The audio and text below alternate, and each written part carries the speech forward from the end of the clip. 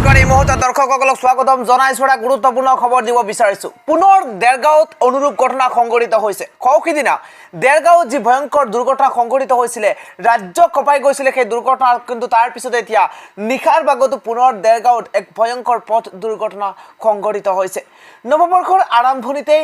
এটাৰ পিছত আন এটা ভয়ংকৰ পথ দুৰ্ঘটনা সংঘটিত হৈছে দেৰগাঁৱত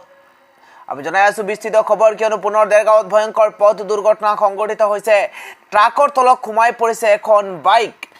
আৰু কথমপি প্ৰাণ ৰক্ষা পৰিছে বাইক আৰোহীগৰাকীৰ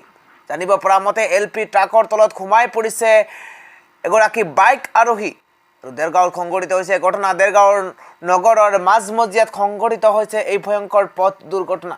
নিশা ভয়ংকৰ দুৰ্ঘটনাই পুনৰ কঁপাই গৈছে দেৰগাঁৱৰ ৰাইজক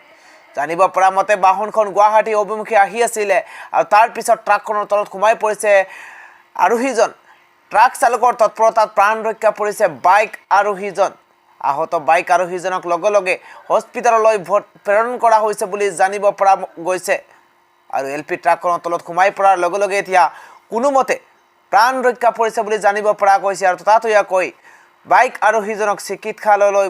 লৈ যোৱা হৈছে আৰু চিকিৎসাধীন অৱস্থাত আছে বুলি জানিব পৰা গৈছে গুৱাহাটী অভিমুখে আহি আছিল এই এলপি ট্ৰাকখন আৰু নিশাই ভয়ংকৰ দুৰ্ঘটনাটো সংঘটিত হৈছে বুলি জানিব পৰা গৈছে আৰু একেই সময়তে দেৰগাঁৱত নগৰৰ মাজমজিয়াত এই ঘটনা সংঘটিত হৈছে বুলি জানিব পৰা গৈছে